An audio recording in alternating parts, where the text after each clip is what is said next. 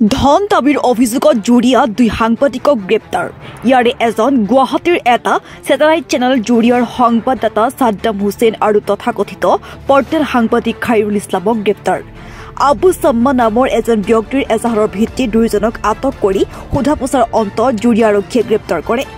আবু ছাম্মাৰ বিৰুদ্ধে ব্যক্তিগত চৰিত্ৰৰ হনন বাতৰি প্ৰকাশ কৰি ভিডিঅ' ভাইৰেল কৰি পৰৱৰ্তী সময়ত ধন দাবী কৰিছিল সাংবাদিক দুগৰাকীয়ে।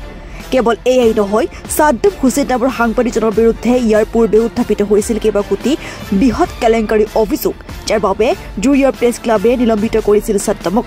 ধন দাবীৰ অভিযোগত কেছ নং 137/2024/U/S120B 384-506-T41 PC ধাৰাত গোচৰ পঞ্জীয়ন কৰি গ্ৰেপ্তাৰ কৰিছে জুৰিয়া আৰক্ষীয়ে। আজি দুয়ো সাংবাদিকক জেল হাজতলৈ প্ৰেৰণ কৰে জুৰিয়া আৰক্ষীয়ে। News Desk Report, Any Live. Abu সময় মোৰ পৰা কিছুদিন আগত এটা SMS কৰিছিলে। SMS কৰিছে যে তাৰ এটা কাউণ্টাৰ কি কৈছে,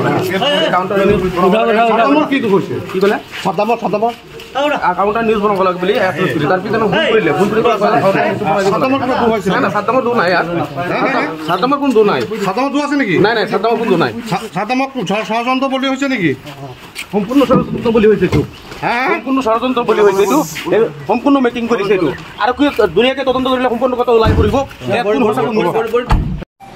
হয়, দেখা পালোঁ আজি জুৰিয়া প্ৰেছ ক্লাবৰ দুজন সাংবাদিক, এজন NB নিউজৰ সাংবাদিক আৰু এজন বাংলা নিউজৰ সাংবাদিক। অতিকে দুখ লগা কথা, ধন দাবীৰ নামত তেওঁলোকক এৰেষ্ট কৰিছে। আণ্ডাৰ ছেকশ্যন 137/24 তেওঁলোকৰ গোচৰ কেছ নম্বৰটো অলৰেডি ৰেজিষ্টাৰ হ'ল। গতিকে আমি সাংবাদিক বন্ধুসকল আৰু সংবাদ মাধ্যমটো হ'ল গণতন্ত্ৰৰ চতুৰ্থ স্তম্ভ। তেওঁলোকে এই গণতন্ত্ৰৰ চতুৰ্থ স্তম্ভটো কলুষিত কৰিছে আৰু জুৰিয়া প্ৰেছ ক্লাবটো অসমৰ ভিতৰত এটা গণ্য প্ৰেছ ক্লাব হয় আৰু মোৰ সাংগঠনিক জীৱন তাৰ পৰা আৰম্ভ হৈছিলে। আমি সেই প্ৰেছ ক্লাবটোক আমি যথেষ্ট সন্মান কৰোঁ, শ্ৰদ্ধা কৰোঁ আৰু সেই জুৰিয়া প্ৰেছ ক্লাবৰ প্ৰতিজন সাংবাদিক বন্ধুৱে আমাৰ প্ৰিয়। কিন্তু এনে কাণ্ড আমাক লজ্জানত কৰিছে। আজি যদিও কথাবোৰ আমি ক'ব নোৱাৰোঁ, কিন্তু দুখ লগা কথা ক'ব লাগিছে। ইয়াৰ কাৰণেই জীৱনৰ মাজত প্ৰত্যেকৰে ধনৰ প্ৰয়োজন, কিন্তু অবৈধ ধন যদি কোনোবাই বিচাৰে, ইয়াতকৈ লজ্জাজনক কথা আৰু একো হ'ব নোৱাৰে। গতিকে ইয়ানবোৰ কাণ্ড আমাৰ সাংবাদিক বন্ধুসকলৰ ভিতৰত পুনৰাবৃত্তি হ'ব নালাগে, মই তাৰ কাৰণে অনুৰোধ জনালোঁ।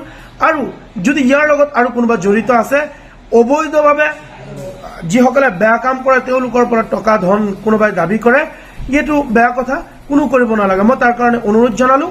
আৰু তেওঁলোকৰ যদি কোনো ধৰণৰ তেনেকৈ লেনদেন যদি কোনো অসুবিধা নাই তেনেহ'লে বেলেগ কথা, কিন্তু যদি আছে শাস্তিমূলক কিবা ব্যৱস্থা গ্ৰহণ কৰিব লাগে। শুনা পাইছোঁ আগে পিছে কিবা এজন সাংবাদিকৰ কথা, NB নিউজৰ সাংবাদিকজন আমি আগত শুনা পাইছিলোঁ যে কিবা টকাৰ লেনদেন আছিলে, কেইবা কোটি টকাৰ লেনদেনত তেখেত জড়িত আছিলে।